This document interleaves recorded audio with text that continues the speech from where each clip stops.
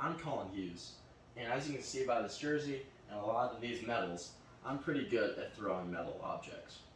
Now, one of these metal objects is a javelin. Now, in all my years of throwing the javelin, I've wondered, does javelin grip actually affect the distance? Today, we're going to find that out. Many throwers don't actually think about their grip when they go out to throw. They just use whatever's comfortable, they just throw however they feel like. Now today, we're going to be testing the two most popular grips to see if there really is a difference. With a sample of Putnam County track athletes, we're going to answer the question, does the grip yield a competitive advantage? For the design of the experiment, we used a paired difference test, which means that the same thrower is going to throw with both of the grips to see if they have a difference themselves. With those grips, we're using the American grip, as seen in the picture here. They have one finger out and it's resting along that finger. We also use the claw grip, where you have two fingers out and it's resting in between on the ridge of those two fingers. The men use the men's regulation javelin, and the women use the women's regulation javelin. All participants were randomly selected using a random number generator, and each track athlete was assigned the number 1 through 43 and was randomly selected and picked 35 participants. The equipment used, the men used a men's regulation javelin. This javelin is 800 grams. It is 2.6 meters long with a 15 centimeter long cord grip and a 2.5 centimeter diameter. The women used a women's regulation javelin, which is 600 grams. It is 2.2 meters long with a 14 centimeter long cord grip and a 2 centimeter diameter. All throwers use the exact same runway, which is 4 meters wide with an 8-meter radius scratch line, with vectors that go out 28.96 degrees on both sides. For the procedure, each participant attempted a one-step throw. They each got 3 throws with each grip, which means 6 throws in total. Now, if they scratched all 3 of those throws, they get a 4th throw measure with that grip. But we did not have any participants do that in this experiment. Now, all throws were measured unless they were scratched, which means that your foot is crossing over the line or they threw outside of those vector lines. And we were testing the difference between the grips using a difference formula of American grip minus the claw grip.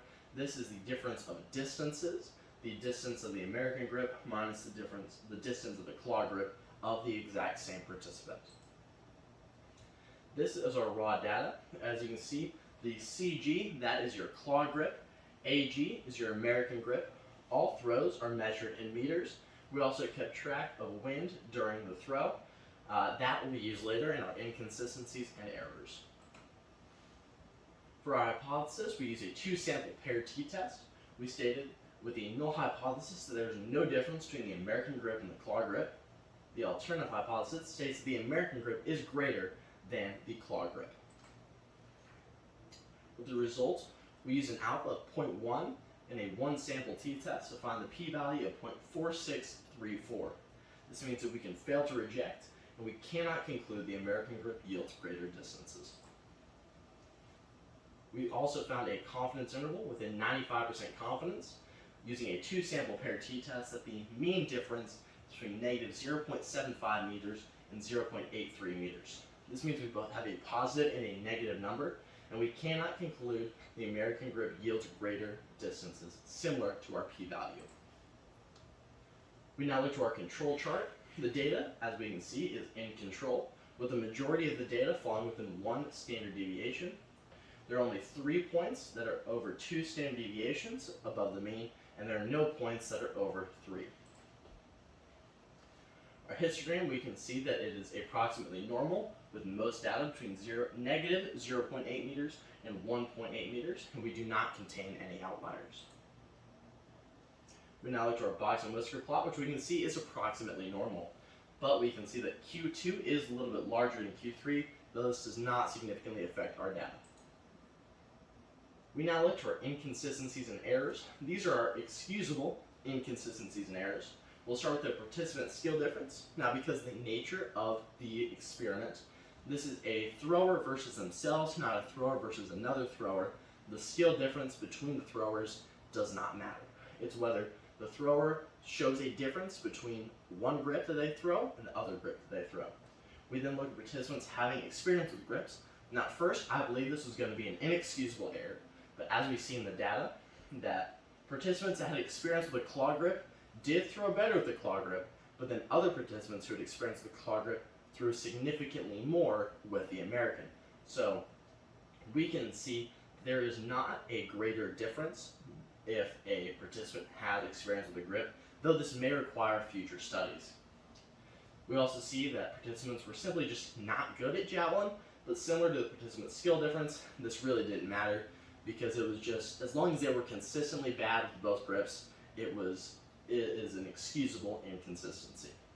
We now look to weather and environment.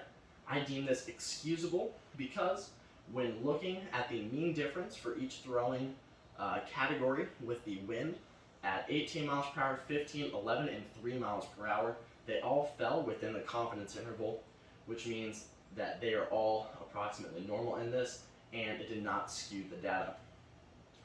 We also have fatigue as an excusable variable.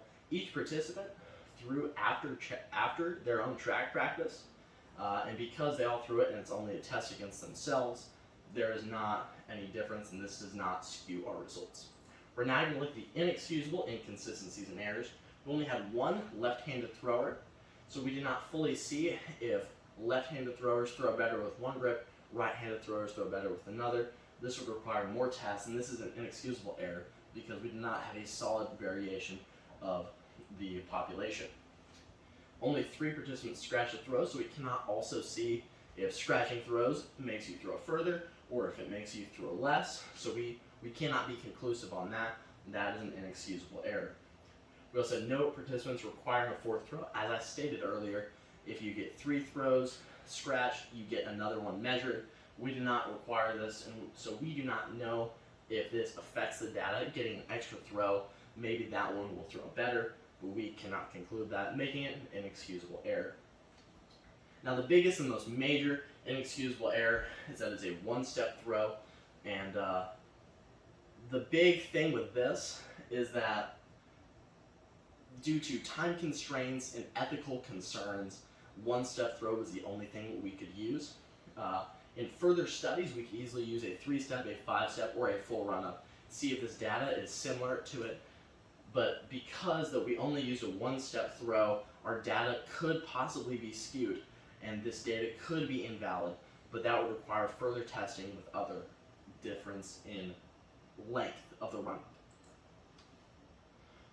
Finally, we get to our conclusion that we cannot conclude the American grip yields greater distances. Now, to verify this data, we would need more tests and larger sample size to verify. This could be using other high schools, other colleges, or professional level. We could also use other grips. Those other grips could be the pencil grip or the finish grip, 2 more popular ones. You could also test all 4 at the same time to see if one grip is better than the other or one grip is better than them all. We could also test that. We could also test with longer run-ups. As I stated earlier, if a 1-step, a 3-step, or a 5-step, maybe even a full run-up yields some sort of different results, we could also test that as well. We can also test on gender difference with the grips. We see if men throw better with a certain grip, women throw better, or if they're still equal. And after the conclusion of all this study, we cannot conclude that any grip yields a significant advantage. Thank you.